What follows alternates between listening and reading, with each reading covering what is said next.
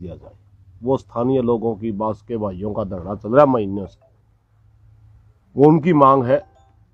दूसरा ज्ञापन दिया है किसानों का, जो पूरे हरियाणा प्रदेश के अंदर पिछली साल जो नरमा कहीं पर भी बीजी थी वो कहीं नहीं हुई, मगर सरकार ने एक ऐसा गेम खेला, एरिया देख करके, क्षेत्र देख करके या किसी के नेता के टेलीफोन के आधार पर जिस गांव को कह दिया बीजेपी जेजेपी के नेता ने इसकी गिरदौरी ठीक करनी, मुआवजा देना है, उसकी गिरदौरी ठीक कर दी।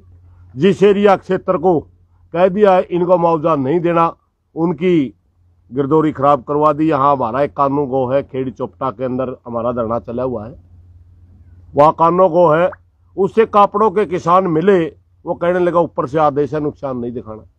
यहाँ नारनूंद का एक बीओ है, वो बीमा कंपनियों से पैसे लेकर के क्रॉप कटिंग खराब कर दी। तो हमारी दूसरी मांग किसानों की थी, किसानों को मुआवजा दिया जाना चाहिए, जो दोषी अधिकारी हैं उनके खिलाफ कार्रवाई हो, और जो किसानों के खिलाफ इन्होंने पर्चे दर्ज कर रखे वो रद्द हो। ये दो ज्ञापन आज हमने उपमंडल में एसडीएम साहब को दिए, और एक जबानी कहा जो पोर्टल बंद कर रखा आपने मेरी फसल मेरा ब्यूरो का, उसको जल्द खोल दिया जाना चाहिए। कोई रिप्लाई तो शायद आपने नहीं मांगा या उन्होंने दिया नहीं, एसडीएम साहब ने दिया नहीं, हमने रिप्लाई नहीं मांगा, क्योंकि आज का हमारा जो प्रदर्शन था विरोध प्रदर्शन था। हरियाणा का डिप्टी सीएम किसानों का यहाँ नारनूंद हल्के में आंदोलन चल रहा है, बांस में आंदोलन चल रहा है, उसके बाद हरियाणा का डिप्टी सीएम किसानों की बेइज्जती करने के लिए नारनूंद में रैली कर रहा था। किसानों ने उसका चैलेंज स्वीकार किया और उन्होंने कहा ठीक है भाई, अगर तू बात करने की बजाय रैली करना चाहता है तो हम तेरा विरोध करेंगे। जबकि प्रजातंत्र का तकाजा है, जहां आप सभा करना चाहते हैं उससे पहले, अगर आप पावर में हैं उससे पहले जो जनता विरोध में बैठी है धरना प्रदर्शन करे, उनकी बात सुनो, उनकी समस्या का हल करो, उसके बाद रैलियां करनी होती है।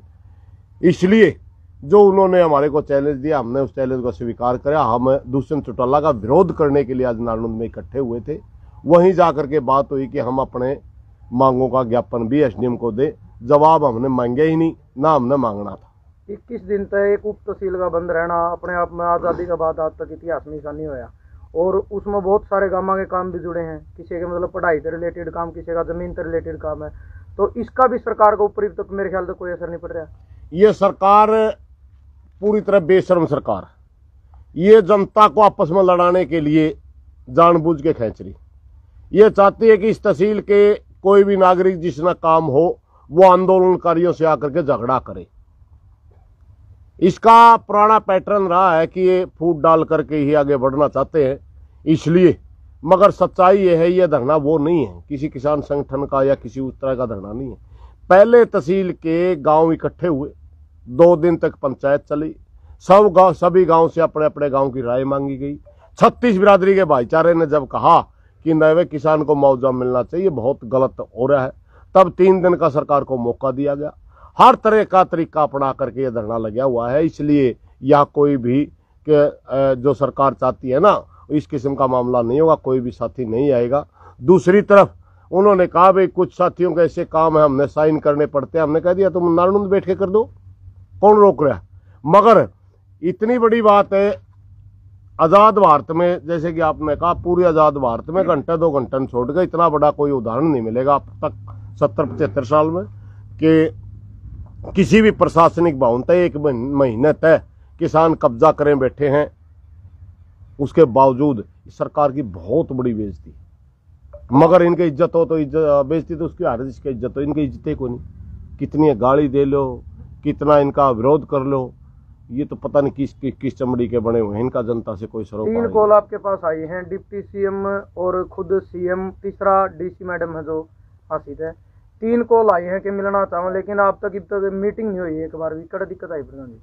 हमारे पास तहसीलदार आया था डीसी का मैसेज लेकर, कहने लगा डीसी मैडम आपसे मिलना चाहते हैं। हमने कह दिया हम तैयार हैं, हमने अपनी मांग बता दी। उसके बाद उसका कोई मैसेज नहीं आया। हिसार मुख्यमंत्री आया,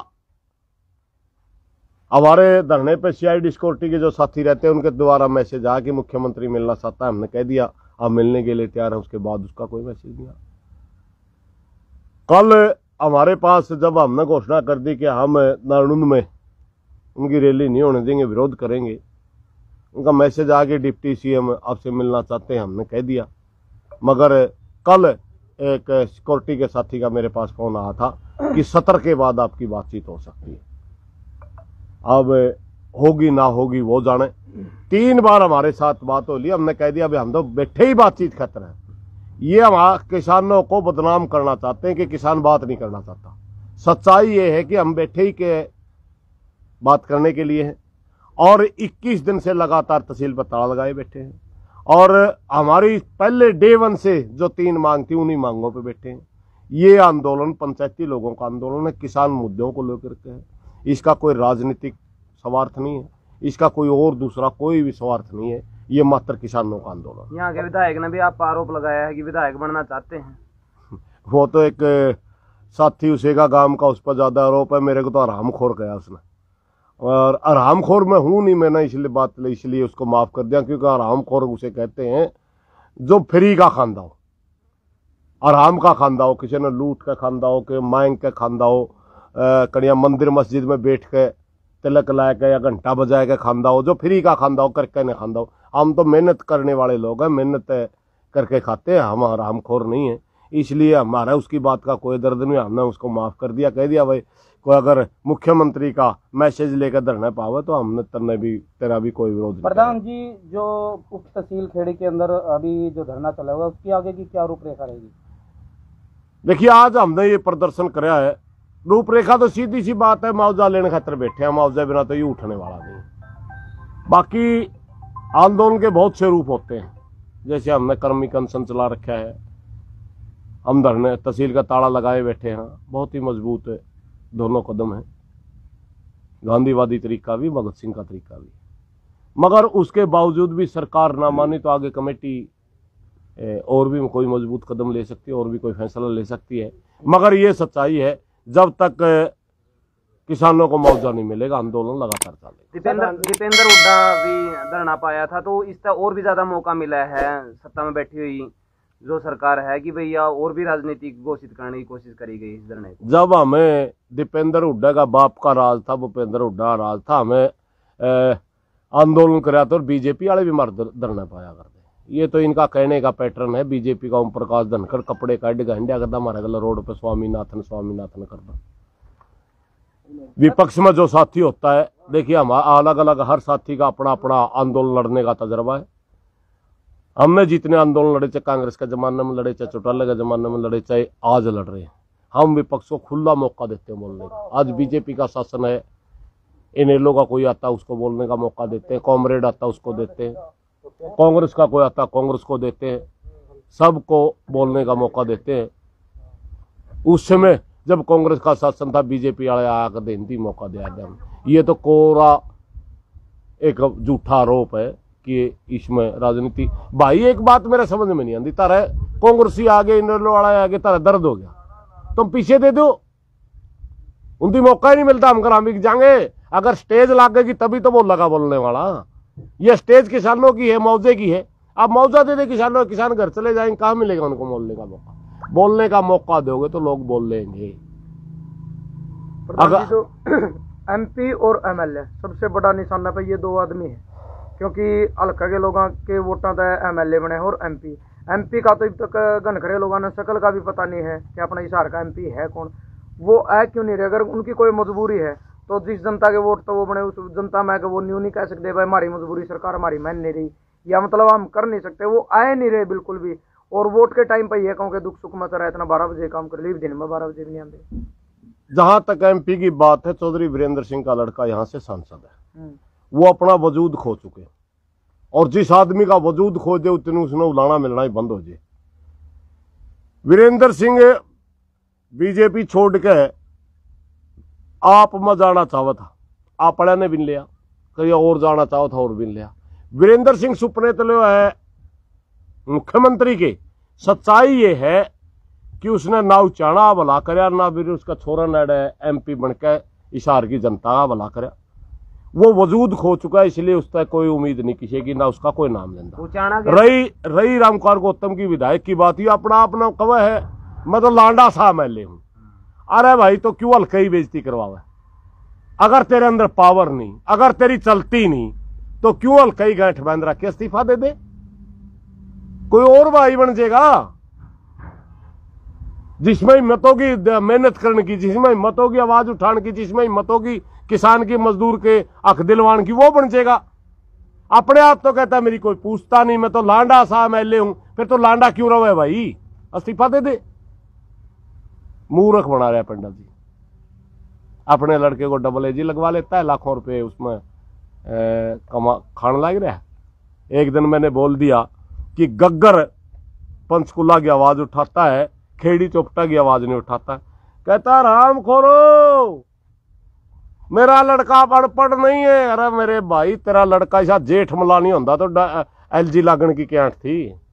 प्राइवेट वकीलों की तो बहुत अच्छा काम चलता है, सब ने बेरा जॉर्जी शाह है, सिर्फ हल्का की गांठ बांध रखी है। मूर्ख बना रहा है लोगों ने, मूर्ख बनाएगा ज्यादा दिन तक भाई। हल्का में गलती होगी बना दिया गया, अब गलती सुधारने का मौका होगा उधर भाईचारा जाना। तो प्रधान जी आपने लगा है कि टारगेट बनाकर मुआवजा रोका गया है, चुन का बदला लिया गया? बिल्कुल बिल्कुल, इसमें कोई शक नहीं है।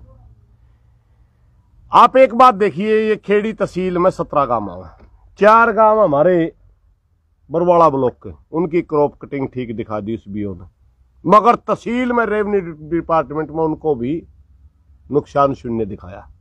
हमारा एक गांव है छोटी खेड़ी, मात्र एक गांव ऐसा था जिसमें बीजेपी जीती थी। ये बिल्कुल टारगेट किया गया है, बिल्कुल सोची समझी साजिश के तहत गिरदौरी खराब करवाई गई है।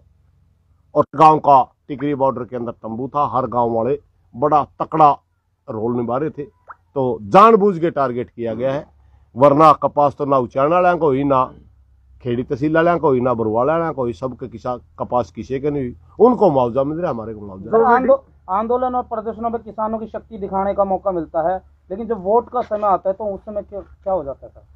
देखिए वो दोनों ये विचारधारा अलग अलग है। ये आंदोलन होते हैं सामाजिक सोच के, और राजनीति होती है स्वार्थ सोच की, वो अलग मैटर है। मैं उस पर ज्यादा लंबा नहीं जाऊंगा। दोनों की सोचने की सोच ही अलग अलग होती है। जिस टाइम फसल नष्ट करी गई प्रधान जी, उस टाइम पे सारे पटवारी नंबरदार सारे लोकल हवा मांगे, सब ना पता है, क्योंकि रुका पड़ा करता भाई फलाना ने अपने इतने किले बह दिए, ट्रैक्टर गल नष्ट कर दिए। उसके बावजूद, सब कुछ बेरा होने के बावजूद भी वीडियो क्यों मंगाने लग रहे हैं? और जब वीडियो दी तो उसके बाद भी कोई रिप्लाई नहीं हो रहा। इनको पहले भ्रम था कि इनके पास कोई प्रूफ नहीं होगा। हमने जनवरी में कापड़ो गांव के किसान बीओ से मिले, वो अखबार की कटिंग हमने मिल गई। जनवरी से चल रहे आंदोलन, आज से नहीं है। कापड़ो गांव के किसान जनवरी से संघर्ष कर रहे हैं कि हमारी फसल खराब होगी, हमारी गिरदौरी ठीक कर दो, हमारे को मुआवजा चाहिए। उस समय अखबारों में छपी, वो दे दी। बीओ से मिले, वो दे दी। ट्रैक्टरों से खड़ी बाड़ी भाई, वो वीडियो दे दी, 55-56 वीडियो हमने दी। सारे प्रशासन को पता है, खुद डीसी मैडम ने खेड़ी आके जा रही है, वो नारनू से आई, खेड़ी से अबतपुर रोड वापस चलेगी। खुद डीसी मैडम को पता है यहां नरमा नहीं हुई, मगर सरकार का दबाव है, सरकार के दबाव में नहीं मान रही।